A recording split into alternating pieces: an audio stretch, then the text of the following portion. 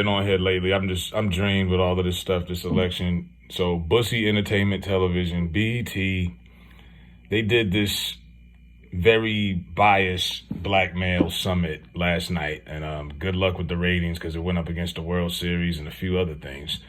But they did this last minute. They put together this panel, and as you can see in this, and I'll show a couple of clips, but it was hosted by D.L. Hughley. We know where he stands.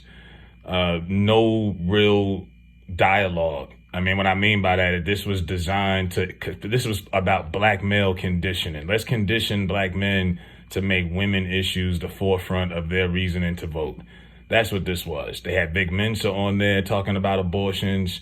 They had everybody, Keith Boykin. It was awful.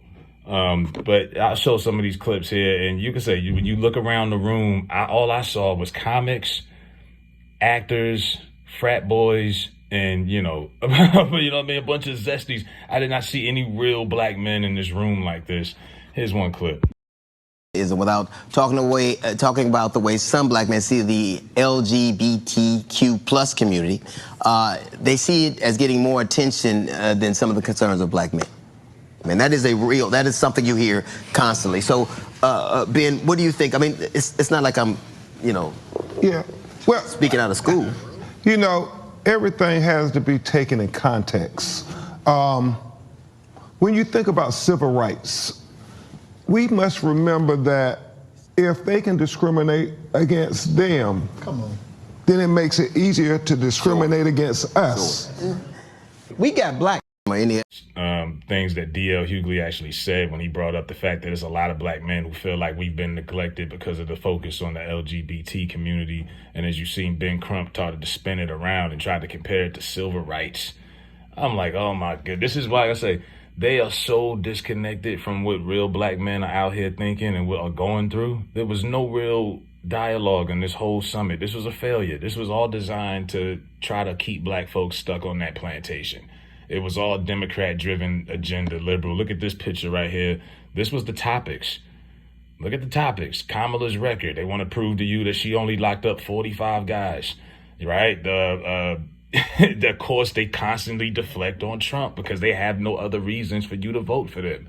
So they continue on with the rhetoric. Oh, he's a fascist. If I got to hear that word one more time. Charlemagne's been using that word, and he probably learned about it 2 months ago. It's one of the talking points that they give him. Nigga couldn't tell you the definition of fascist, but he's a fascist.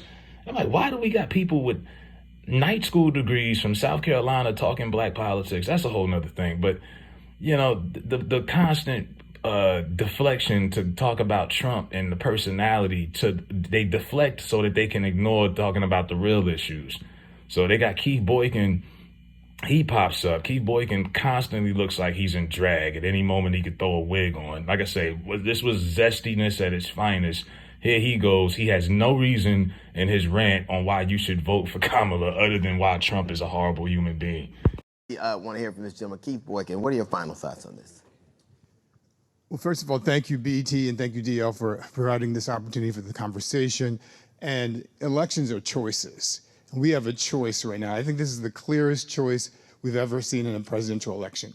On the one hand, we have a man named Donald Trump who has 34 felony convictions, who has a history of racism from the Central Park Five to his black casino workers to being sued for racial discrimination in the 1970s to his lies about Barack Obama's birth certificate to the fact that he was impeached twice and tried to start an insurrection to prevent the peaceful transfer of power.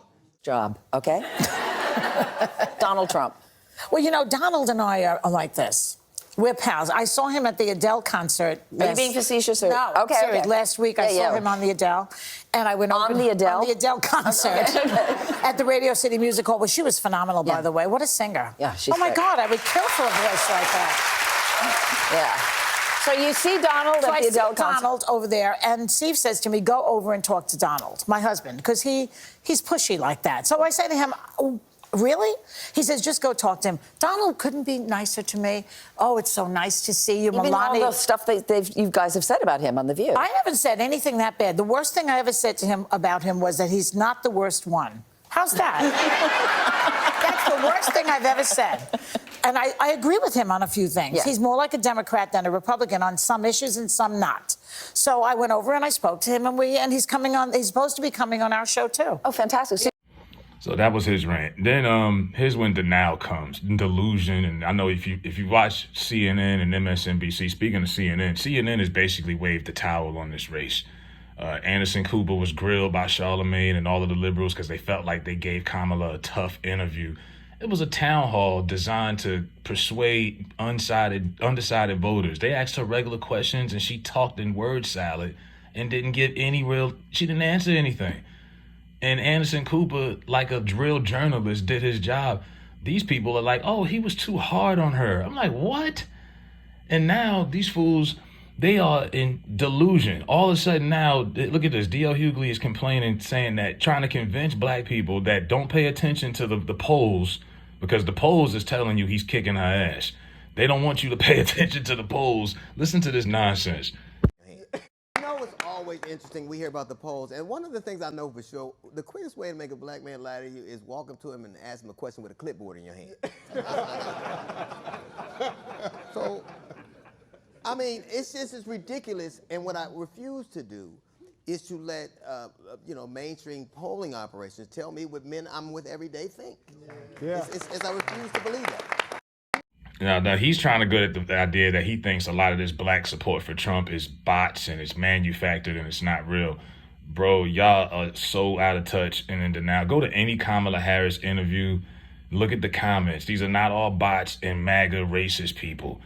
Like, she did an interview with Shannon Sharpe. It had 3 times as many dislikes as likes, and it only got 1 million views. Meanwhile, the Trump interview with Joe Rogan has 40 million views and counting. 40 mil. That's the biggest podcast in the world. She turned down Joe Rogan because Joe Rogan would have probably ate her alive, but that would have gave her more exposure. I doubt it if Shannon is loving that. Those numbers don't help Shannon. You know what I mean? Like, read the room. Anytime you see anything she does, even on liberal platforms, CNN, look at the comments. I got the majority of people have spoken. I just don't understand the delusional here, the delusion that's going on with a lot of folks when it's pretty apparent. Like I say, people were not given a choice. They selected this woman last minute, and then they spent 2 months talking about identity and bringing up Meg Thee Stallion and all of these celebrities. I mean, Lizzo got paid $2.3 million to show up at a rally in her own home state. Now, how much does she really care about Minnesota and she had to charge them that kind of money? Really? They got Kelly Rowland out there with Beyonce wearing suits. They're telling you to kill your babies. It's just, and to me, that was always the white woman's battle with her man. Since when is that the main talking point for black women in America? Procedures and everything, I'm okay. But when y'all are just pushing that, and I'm sorry, the average guy, unless you have a daughter or you live in a female dominant household, the average man is not putting women issues at the forefront on why they decide to vote.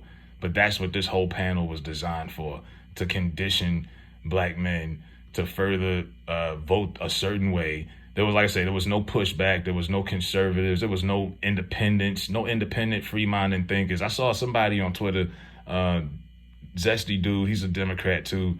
He's like, oh, it's all you free-minded black people that's holding us back because y'all don't want to stay on code. I'm like, nigga, if staying on code means voting for a party that doesn't do anything but use us, then I guess I'm not on code either no more. Been on code 50 years voting for the same shit. Nothing has worked. You can't get mad because other people are saying, look, let's try something different. You know what I mean?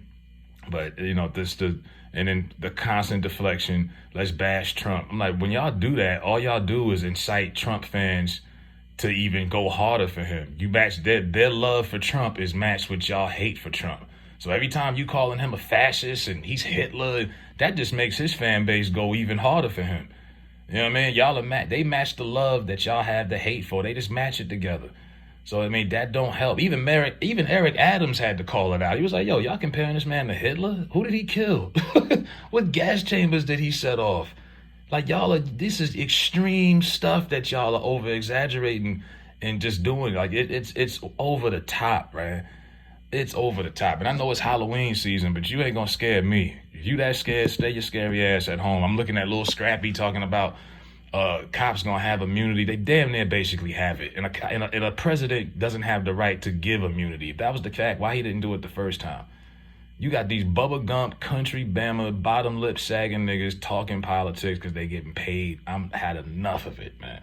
But yeah, BET Summit was a failure, in my opinion. Let me know if you watched it. Probably a lot of people didn't. It went up against the World Series, was very poorly promoted, and it was on Bussy Entertainment Television.